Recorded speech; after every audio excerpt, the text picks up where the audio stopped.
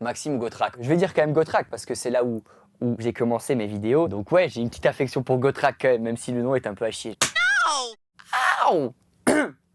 Je suis en pleine mue, excusez-moi. C'était comment de remplir un Accor Arena et un Zénith? Raconte-nous. Arrêtez, j'aime pas en parler. En vrai, c'était une aventure de dingue. Et c'est aussi le moyen pour les gens qui bossent beaucoup sur Internet de rencontrer les gens en vrai. Et par extension, pour notre famille, de voir que on n'a pas un emploi fictif. L'invité chicose que tu as préféré recevoir? Oh, c'est dur parce que je peux me faire vachement d'ennemis. Je crois que dans mes souvenirs, Vald et Malik, j'ai vraiment rigolé. J'aime bien les skibidi toilettes, hein. Je suis ça avec mon fils.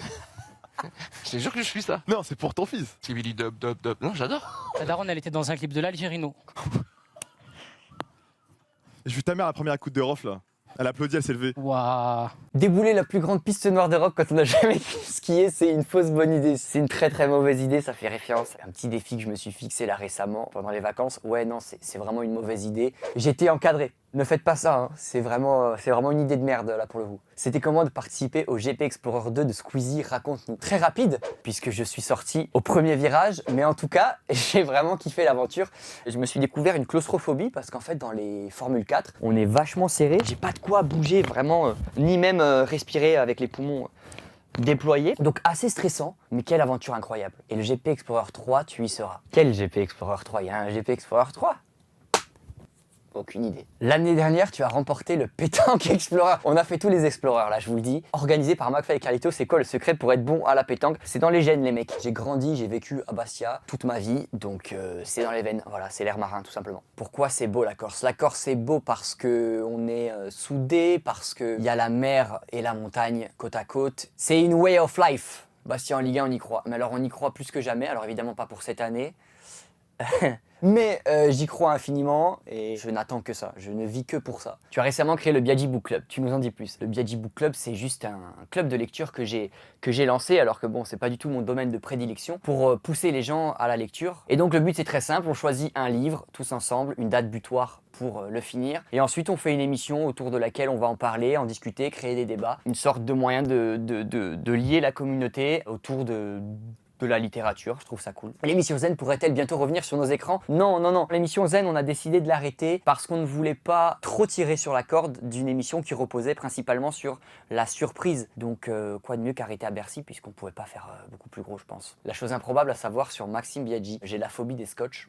Je vous explique très simple. Là, vous m'avez donné du gaffeur. Vous l'avez collé à un endroit, vous l'avez décollé pour le recoller à un autre endroit. Il faut pas faire ça avec moi, ok? Ça me tend. Parce qu'un scotch n'a pas pour ambition d'être décollé. Vous faites ça avec de la pâte à fixe, par exemple. Tu colles, tu décolles, pas de problème. Mais le scotch, une fois qu'il est collé, si tu dois le décoller, tu fais une petite boulette, tu la jettes sur ton collègue, tu ne la recolles pas, par pitié. Peux-tu nous parler de ton documentaire Kaizen? Kaizen, c'est un documentaire sur tout le parcours qu'on a dû faire pour tenter l'ascension de l'Everest, le plus haut sommet du monde. La réussir ou non, je pense que maintenant tout le monde sait la finalité, mais retenons le parcours, retenons le chemin. Je sais pas si je vais y arriver, quoi. C'est pas un endroit fait pour l'homme ici.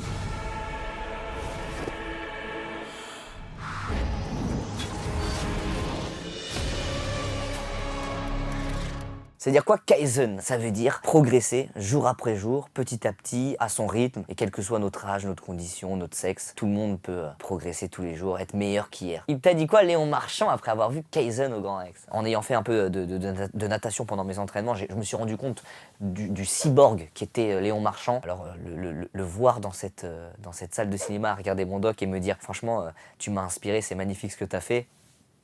Oh, c'est trop bon et j'espère qu'il va continuer à tout casser. C'était comment de vivre sans téléphone. Ça fait du bien de se déconnecter du téléphone, de se retrouver avec la nature, de vivre des vrais moments de vie avec des personnes qui t'apprennent des choses. En tout cas moi, comment je vois mon futur, c'est voilà, essayer de doser. Moi j'étais à 6 heures par jour, si j'arrive à descendre à 2 heures, je trouve ça cool. C'est quoi la zone de la mort? La zone de la mort, c'est à partir de 7000 mètres d'altitude. C'est une zone où il y a vraiment beaucoup moins d'oxygène dans l'air. Des fois on utilise des bouteilles d'oxygène, il y a des gens aussi qui essayent sans bouteille d'oxygène. Quand on n'a pas beaucoup d'oxygène, le corps corps priorise les points vitaux, le cœur, le cerveau, et ce qui fait que voilà, l'oxygène passe pas forcément avec le sang au bout des extrémités du corps, et ça fait que quand on manque d'oxygène, il se peut qu'avec le froid, on redescende de ces altitudes avec des engelures et qu'on perde des membres ou qu'on ait des œdèmes pulmonaires, des œdèmes cérébraux. Il y en a qui s'entraînent toute une vie pour le faire, il y en a qui y arrivent, et c'est magnifique, mais ça peut aussi être très dangereux. L'Everest, c'est plus embouteillé que Paris. Et bah, franchement, il y a un moment où je me suis dit, ouais, on est à Disneyland.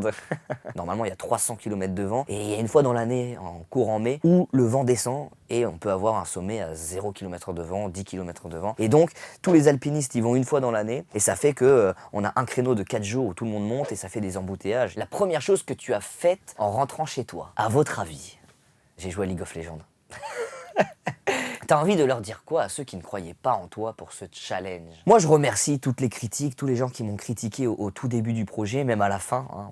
Il y aura toujours des critiques, c'est bien aussi, c'est Internet. J'essaye de me remettre en question grâce à ça. Encore une fois, mentalité Kaizen. On prend les critiques. Merci à tous ceux qui m'ont critiqué. Merci surtout qu'on les oublie pas, ceux qui m'ont soutenu et qui sont là depuis le début, mes abonnés et tous les autres. Inoxtag au JO d'hiver 2026, ça serait possible. Possible dans les tribunes, ouais, sûrement.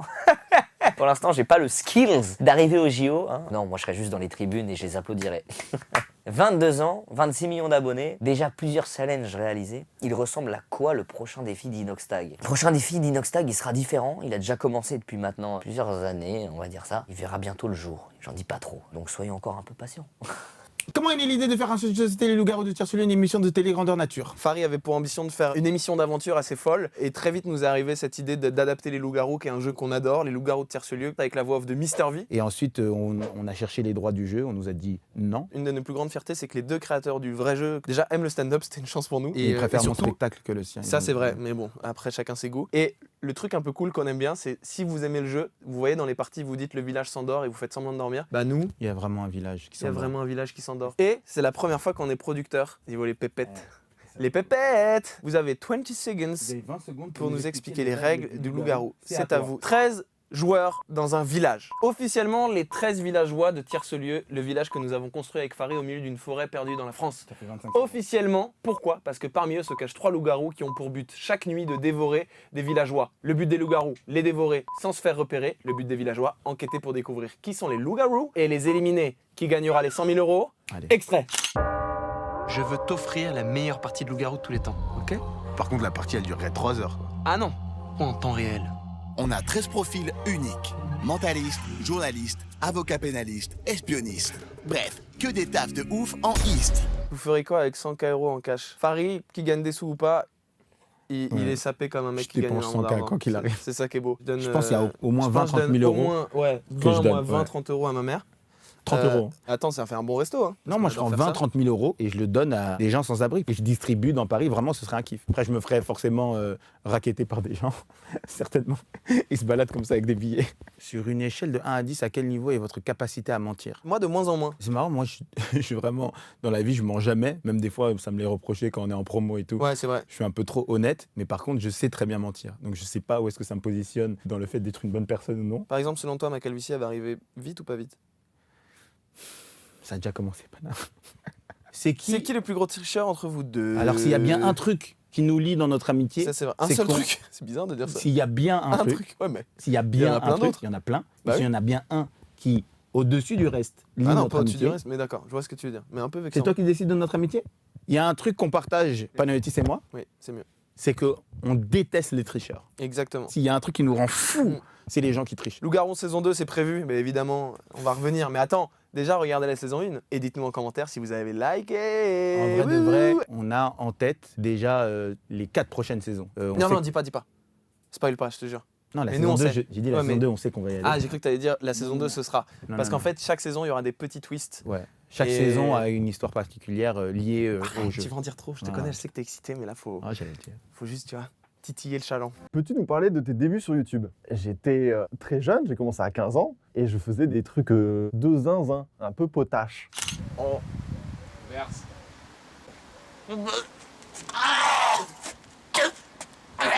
Le commentaire le plus fou que tu aies eu sur une de tes vidéos, il y avait une actrice porno qui avait utilisé le compte d'une grosse marque pour m'envoyer un message personnel pour me proposer un date. Ça, c'est fou. J'ai évidemment refusé ce date, car c'était une période où justement je draguais ma meuf. Voilà. Le rappeur qui t'a donné envie de rapper. Je dirais que le premier mec qui m'a dit « Putain, tu peux être une merde et rapper », c'est Orelsan. Non pas que Orelsan... mais il a le personnage de loser. Il m'a fait un peu ce choc-là. Tu nous rappes un extrait de Prendre la vitesse. Parti de rien, j'aimerais tout faire. Plus lourd que toi, mais je suis tout frêle. Je rends pas les coups, frère, je m'en bats les couilles. D'ailleurs, pourquoi t'écoutes? Vraie question. C'était comment de sauter en chute libre pour ton clip? C'était un truc de fou. C'est très très haut. Du coup, c'est assez stressant parce que tu dois penser à plein de choses. J'avais l'impression qu'une secrétaire m'amenait une espèce de pile d'informations à traiter et à ranger et qu'on me disait, écoute, tu as moins d'1 minute. Parti de rien, j'aimerais tout faire. Plus lent que toi, mais je suis tout frêle. Je rends pas les coups, frère, je m'en bats les couilles d'ailleurs, pourquoi t'écoutes? Pourquoi une mixtape et pas un album? Le format album, il me tient tellement à cœur que je pouvais pas arriver directement avec un album. Moi, je suis encore en développement, j'ai plein de choses à apprendre, c'est une première étape dans la musique. Chaque chose en son temps. Pourquoi de nombreux youtubeurs se lancent dans la musique? C'est une très très bonne question. J'ai l'impression qu'il y a une effervescence. Bon, bah, chacun fait ce qu'il veut. Enfin, restera ce dont on se souviendra, sans juger, évidemment. Le plus gros cliché sur les youtubeurs qui se lancent tous dans la musique, c'est pas abusé, non? Depuis que tu t'es fait vanner par le Dalai Lama, tu as changé de coupe de cheveux? Pas trop. Vous pouvez comparer avec Kim Jong-un, ou il, à un pronom près, il se vexera pas, il regarde pas, hein, je crois. Selon toi, quelle est la personnalité de l'année 2021? Je danse.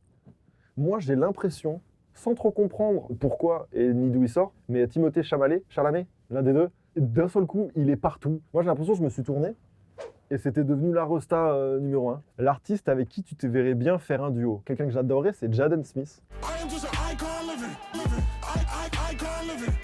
Et puis je sais qu'il regarde quotidiennement. Tu as été validé dans le milieu du rap game. Je connais quand même quelques acteurs de ce milieu. Je sais dans quoi je vais. Enfin, je sais à quoi m'attendre. Donc je ne suis pas en attente de validation. La chose la plus improbable à savoir sur Seb, 3h du matin, je me suis tatoué genre le format dans lequel j'exporte mes vidéos. Je ne sais pas encore si c'est stupide ou si c'est réellement improbable. À vous de décider. Seb ou Seb Lafrite? Il y a débat. Je ne sais pas pourquoi, on a créé ce débat en mode maintenant ce n'est plus Seb Lafrite. On va dire que c'est un pseudo avec un nom de famille. Donc c'est Seb de préférence. Et si jamais le gars il se dit Sébastien Follin? Non, Lafrite. Voilà. On l'embrasse d'ailleurs. Donc prendre la vitesse, fuck la vitesse.